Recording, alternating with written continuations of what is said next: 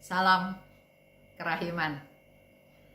Hari ini kita akan baca dari nomor 1243. Terjadi 15 Agustus 1937, yaitu nasihat dari Pastor Andras kepada Suster Faustina dalam masa kering.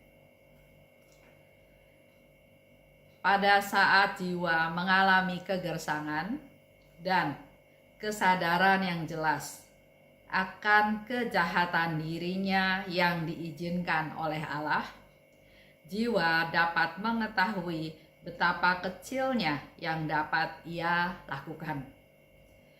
Waktu itu Suster Faustina mengalami kegersangan. Dia meminta nasihat Pastor Andras, dan Pastor Andras memberikan satu nasihat pada saat jiwa mengalami kegersangan. Jadi kalau Bapak Ibu kita semua pernah mengalami atau bahkan sedang mengalami masa kegersangan, itu adalah masa yang biasa dialami oleh setiap orang sebetulnya. Dan nasihat Pastor Andras adalah pada saat jiwa mengalami kegersangan, justru malah kita memperoleh kesadaran yang lebih jelas betapa kita ini jahat, betapa kita ini berdosa, betapa kita ini mengecewakan Tuhan. Jiwa dapat mengetahui betapa kecilnya yang ia dapat lakukan. Jadi dalam masa kegersangan, mengevaluasi diri, melihat diri, dan ini diizinkan oleh Allah, kita bisa melihat betapa kecilnya kita, betapa tidak berdayanya kita, betapa kita memang tidak bisa apa-apa. Semua itu akan mengajarkan kepadamu betapa tingginya engkau harus menghargai rahmat-rahmat Allah. Melalui peristiwa itu, seperti yang sering saya katakan, kalau kita mengalami masalah, mengalami kegagalan, mengalami tantangan, mengalami masalah, di balik setiap peristiwa tersebut, apakah penderitaan, apakah kegagalan, banyak hal ya, ternyata selalu ada benefit, selalu ada pencerahan baru yang kita terima. Di sini Pastor Andras katakan, dengan peristiwa tersebut mengajar kita semua bahwa betapa tingginya engkau harus menghargai rahmat-rahmat Allah. Karena kita merasa enggak berdaya, merasa sangat kecil, maka segala hal yang kita dulu-dulu bisa lakukan, bukan pada masa gersang, masa jaya, masa sehat, masa sepertinya semuanya penuh dengan sukacita dan apa yang kita inginkan semuanya terkabul, terlaksana, itu semata-mata karena rahmat Tuhan. Pada saat kita tidak berdaya, pada saat gersang, pada saat kita tidak bisa lakukan apa-apa, justru pada saat itulah kita diberi kesadaran betapa kita harus sangat-sangat menghargai rahmat-rahmat dari Tuhan. Kedua, kesetiaan dalam semua latihan dan tugas, kesetiaan dalam segala sesuatu haruslah sama seperti pada saat sukacita. Tadi nasihat yang pertama. Sekarang nasihat yang kedua dari Pastor Andras adalah di mana jangan sikap kita dipengaruhi oleh situasi, keadaan, masalah, atau apa yang sedang kita hadapi. Masa senang, masa susah, masa menderita, masa sehat, masa sakit, masa sukacita, masa duka cita, harusnya kita bisa belajar dengan menyikapinya dengan sikap yang sama. Yang biasa kita lakukan, kalau kita bergembira, kalau kita sukacita, pasti tertampil dari raut wajah kita ya. Sukacita, gembira, bersukacita, berseri-seri, senyum, tertawa. Tapi pada saat kita mengalami penderitaan, pada saat kita mengalami susah, biasanya juga orang bisa melihat keadaan kita dari raut wajah kita, dari sikap kita. Kok hari ini muka kamu kusut? Kok seperti orang sakit? Kok nggak semangat? Dan lain-lain. Tapi di sini justru Pastor Andras memberi nasihat kepada Suster Faustina, ada kesetiaan dalam melaksanakan tugasmu. Harus setia dalam segala sesuatu dan haruslah sama melakukannya, melaksanakannya, menyikapinya pada saat kamu bersukacita. Ini suatu latihan. Memang susah, tapi justru melalui masa gersang, melalui hal-hal tersebut, kita dilatih untuk bisa merubah mindset kita bahwa jangan sampai hidup kita dipengaruhi oleh situasi, keadaan, masalah yang kita hadapi. Sikap kita harusnya sama. Dalam kegersangan, dalam sukacita, sikap tugas melaksanakannya dengan sama, bukan berbeda.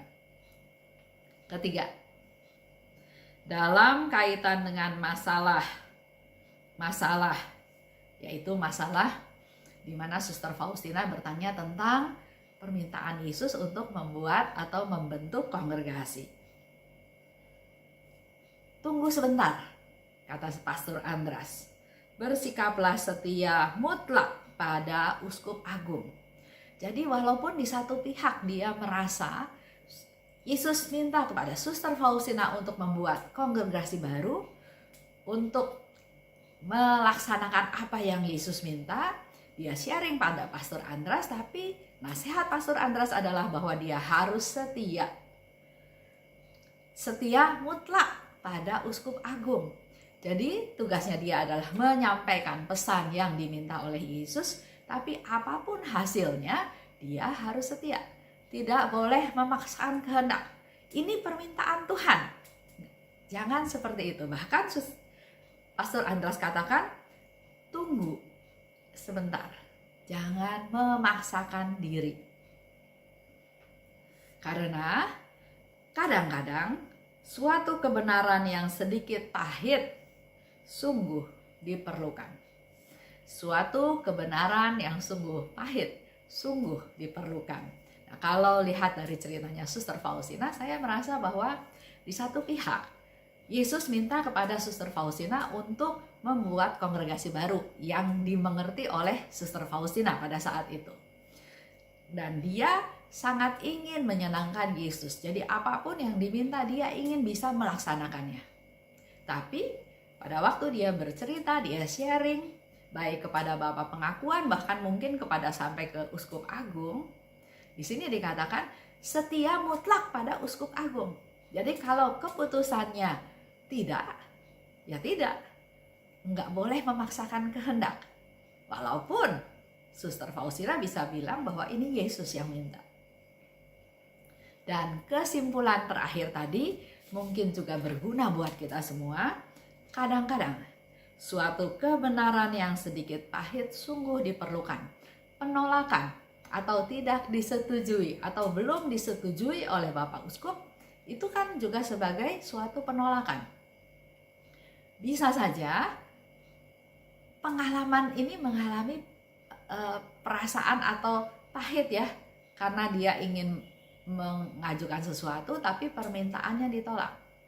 Tapi inilah justru yang dikatakan oleh Pastor Andras, kadang diperlukan, sungguh diperlukan. Begitu pula mungkin dalam hidup kita sehari-hari. Kita dalam pekerjaan mengusulkan sesuatu kepada atasan, membuat strategi, apakah strategi marketing, apakah strategi yang lain ya. Mengusulkan sesuatu yang menurut kita itu sudah yang terbaik. Pada waktu diajukan kepada atasan, belum tentu atasannya terima. Atasannya bisa cuek, bisa acuh tak acuh, bisa bilang itu mah gak bakalan berhasil, atau nanti saya pikirkan lagi, tapi ada penolakan. Nah, penolakan tersebut bukan sesuatu yang jelek, tapi justru melalui penolakan tersebut kita mungkin bisa menjadi lebih detail lagi memikirkan usulan tersebut, lebih step by step, lebih berpikir lebih besar, apa resikonya, apa yang bisa terjadi sebaliknya bila hal ini tidak terlaksana, dan ya banyak hal ya. Melalui analisa lagi, kita lebih mendalami lagi, lebih lebih bisa membayangkan step by step lebih detail lagi mengenai rencana tersebut, dan pada waktu nanti ketemu lagi mungkin di dalam rapat atau apa, kita bisa bercerita dengan lebih detail, dan itu barangkali bisa menjadi masukan kepada atasan untuk akhirnya disetujui, sehingga usulan itu pada saat ditolak diperlukan, pahit diperlukan untuk supaya kita punya kreativitas berpikir lebih dalam lagi untuk masalah tersebut. Begitu pula dalam hidup kita sehari-hari. Setiap hal, tidak ada yang sia-sia. Itu yang kita pegang. Terima kasih. Salam kerahiman.